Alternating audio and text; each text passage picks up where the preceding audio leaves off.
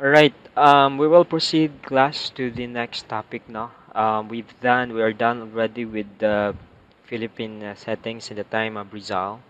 Then on his early years now, on the family background as well as his um, first or initial studies or the start of his formal education from a private preparation for his formal education, and then until the experience of injustice of his mother. Now, this will be about Rizal's life on higher education and life abroad. Although in this discussion class, I will not be including those from Santo Tomas University na nga stay going on.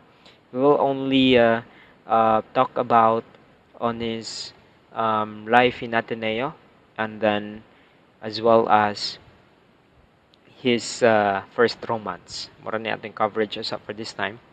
So Ateneo was known during this time was known to be the most prestigious college for boys because of its great teachings.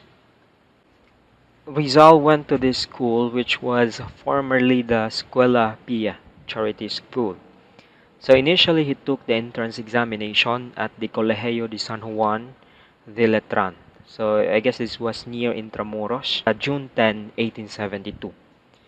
Since by this time, the Dominicans also exercised the power of inspection and regulation over Ateneo, Rizal was admitted to Ateneo instead of Letran.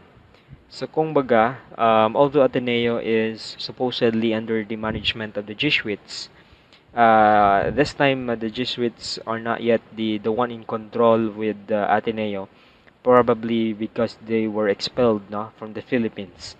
So Dominicans were in charge of both Letran and Ateneo.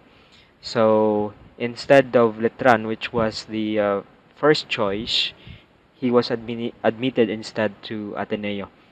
So although Rizal was qualified no, in the entrance exam of Letran, he was admitted there because he was a late registrant. Ulahin na siya ni pa-enroll. He was pale, masakiton og appearance, niwang, and undersized for an 11-year-old according to Father um, Magin Ferrand. So in his entry in Ateneo, there was so much competition in there, no? So to encourage when he started in Ateneo, there was already a competition because the Spaniards or the teachers encourage a spirit of competition among students in academics. It is very interesting actually because I've experienced this no during my elementary years and high school years.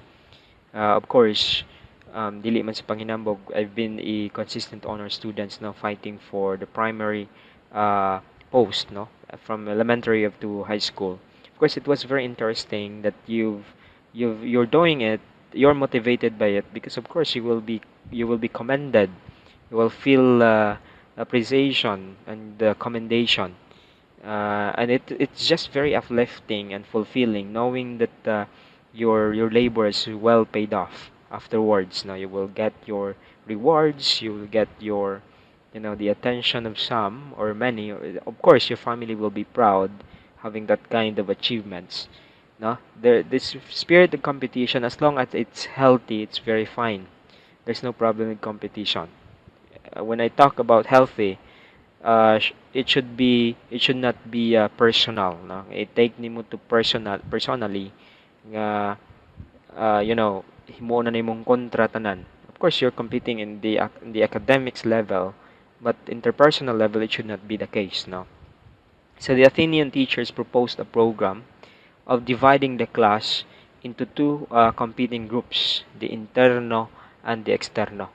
The interno or the Roman Empire, they are composed of the boarding students. It is still related today or relevant today if you're familiar with dormitory, katong mga estudyante nga ga-dorm sulod sa school, they are the boarding students or the interno. While the externo or the Carthaginian Empire, this is the empire who was trying to defeat the Roman Empire, no? It was in the south of Italy. I guess it's near or the north of Israel. I guess that was the place of, or I'm not sure if it's in Africa as well. But the Carthaginian Empire was actually trying to defeat the Roman Empire. So they were composed of the non-boarding students. Sa gawas sila nagpuyo. Each empire have ranks. Now these are the ranks of the every empire. Of course, the best is called the emperor. Siya mo'y kina-geniusan sa grupo. The next was the tribune or equivalent to general. The corion, equivalent to colonel. Centurion, equivalent to major or captain. And standard bearer, they are the bringer of the banner of their empire. So they compete through questions and answers. So if the banner of a group is raised, it means victory for the group. If the banner is lowered, means defeat. So mo ni siya ang ilahang kuan class. So kung madaogon sila in competition against the other empire, then their banner will be raised, and if it's lowered, that means they were not victorious against the other. So Rizal's first professor was Father Jose Beck. So at first, he was left behind. No, mura siya na left behind, probably because he was still adjusting. And then he seriously took his studies, no? And then he excelled and became the emperor of the class. So he started actually from externo, no? So Carthaginian Empire. So the method of instruction used then was the ration studiorum, or the study of indoctrination under tight and constant discipline but with reward. If you are familiar with seminary formation, although dili na kayo nga nakastricto ang formation karon, that it was like that, no? That they are uh, tightly and constantly supervised by their formators, by their superiors. So di sila kapag gusto og himo og mga um, unbecoming, no? Kanang mga dili maayo. So this kind of discipline class, kaning ration studiorum, it includes um, or applies memorization and understanding of the concepts taught in class. Now, I can still relate with this class, especially you who've experienced the quiz bee competition against other schools. Now, we tend to do memorization, especially science quiz bee, uh, math quiz bee. Of course, math and science is it's the most common. Of course, in math, we are going to familiarize terms and formulas and equations, while science is mostly on the terms, no? Although physics has many equations and formulas as well to memorize. So if you memorize well and then you win or you won the contest against other schools, then that's very uplifting and fulfilling as well. So it is like this now. Although their competition is within the school, but still it's very interesting. So Rizal finished with the degree of Bachelor of Arts or Bachelor of Arts with the highest academic honors. No, he actually outshined all other students as well, including the Spanish students. The motivation of Rizal was, his motivation to excel was through racial pride, monastic discipline, and seclusion of boarding school life. Racial pride because he was to prove something. No? He proved that to his Spanish classmates that a Filipino student can compete and beat them academically. No, kaya niya, bisag Indio siya, bisag Pilipino siya, kaya niya napildihon sila academically. Because kaning mga Espanyol, mga garaon mo sila, knowing that they think that they are racially superior than us, and we are less superior beings from their eyes, they underestimated Rizal. No? He was also a member, no, daghan, um, no, aside from the academics, Rizal was also active in extracurricular activities. Now, he balanced his studies well. He became a member of Marian congregation and an officer in the religious confraternities at Ateneo. So kani siya nga mga organizations maka-appeal lang ini. Of course katong competent and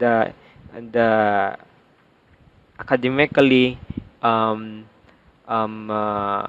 high, kumbaga taas no ang ilahang performance. So he was also a member of two academic societies, the Academy of Spanish Literature and the Academy of Natural Sciences, which were considered as elite organizations for students who excelled in literature and sciences. Alright, so after his Kuan class, after his um, studies in Ateneo, he took a private lessons in Santa Isabel College after that to be proficient in Spanish and develop his skills in poetry and writing more. No, ganahan siya. Although he was already good in poetry and writing, but he wants to be more eloquent, to be more fluent and master of poetry and writing. So that's why he took private lessons in Santa Isabel College. He was guided by Father Francisco Paula de Sanchez, a Jesuit priest who was actually an inspiration for him.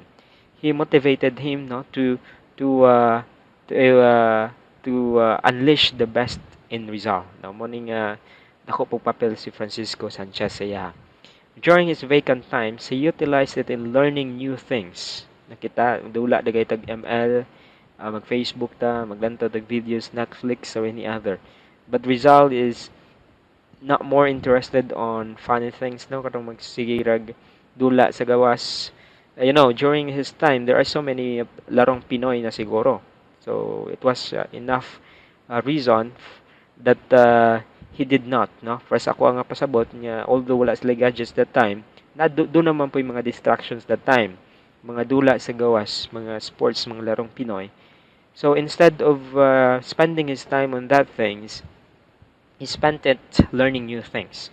He took painting lesson under Agustin Saiz and a sculpture lesson under Teodoro Romualdo de Jesus, no?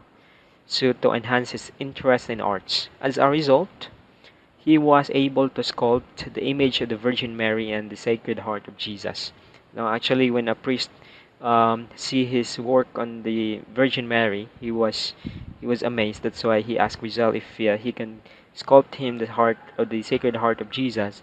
That's why he also sculpted the Sacred Heart of Jesus. But it happened that he forgot to bring it to Spain. That's why it was left in Ateneo. And in his works and poems, these are the titles. I will not include lang the content of the poems, no? Kataas kayo.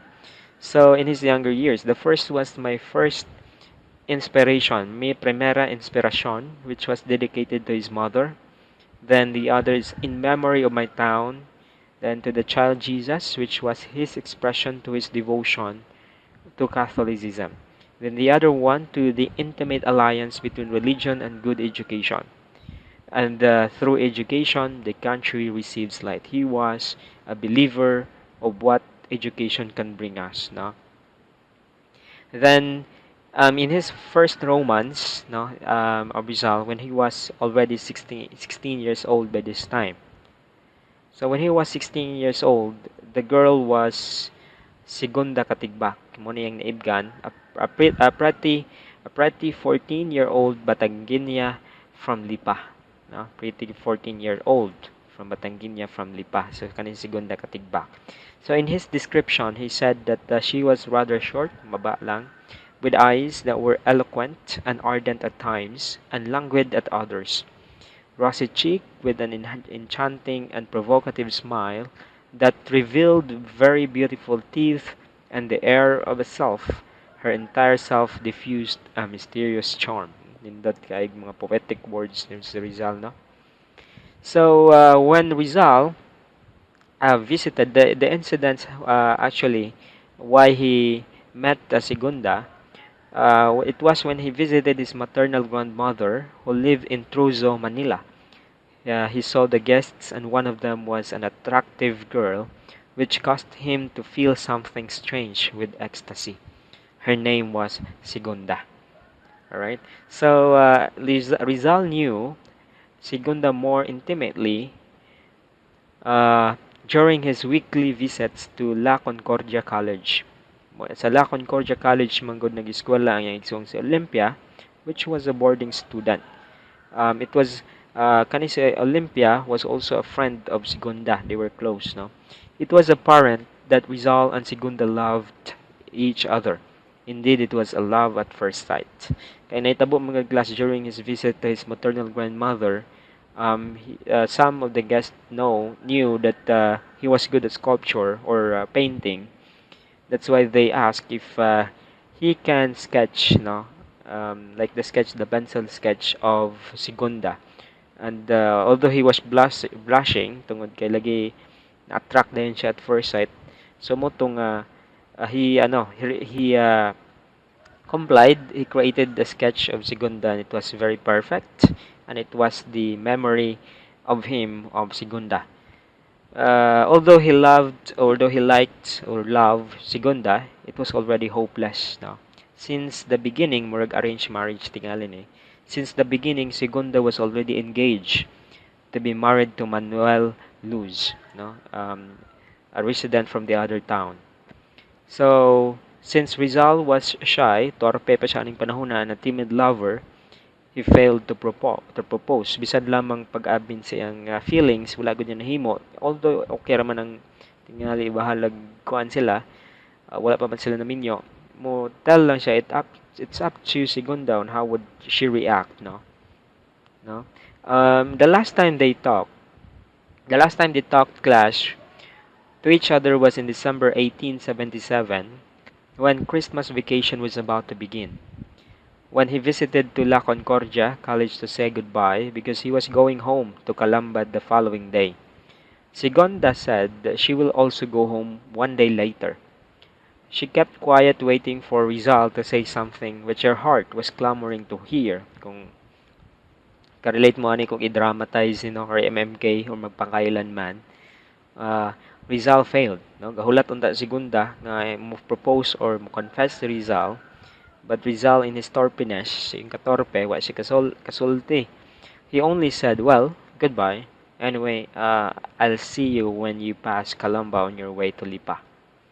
So, the next day, Rizal arrived by steamer on his hometown. So, at first, his mother did not recognize him. No? Wala siya ma-recognize because her mother this time was already having a failing eyesight. Gaga amat-amat nagkalabo yung panglantaw. And Rizal was saddened to find out about his mother's growing blindness. So, the following day, knowing that dili maka